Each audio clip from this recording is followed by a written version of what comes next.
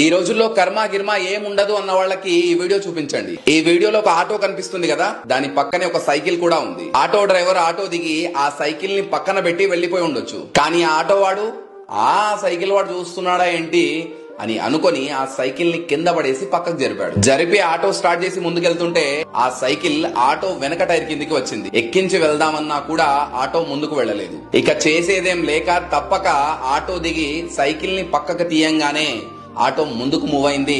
వేగంగా చెట్లలోకి దూసుకుపోయి పెద్ద గుంతలో పడిపోయింది. సైకిల్ ని మర్యాదగా పక్కకు తీసి ఉంటే ఇంత నష్టం జరిగేదా? నన్నెవడు చూస్తాడులే అని చెడు చేసుకుంటూ పోదాం అనుకున్నాడు. అదే చెడు ఆటో వాడి మెడకు చుట్టుకుంది. ఇది కలియుగం. ఈ జన్మలో చేసిన పాపాన్ని ఈ జన్మలోనే అనుభవించాలి. అదే విధంగా వేరే వాడి ₹1 అన్యాయంగా గనక తింటే తిరిగి ₹100 చెల్లించాల్సి ఉంటుంది. మనం ఏది చేస్తే అదే మనకు తిరిగి వస్తుంది. మంచి చేస్తే మంచి, చెడు చేస్తే చెడు. కర్మ ఇక్కడ ఎవ్వరిని వదిలిపెట్టదు.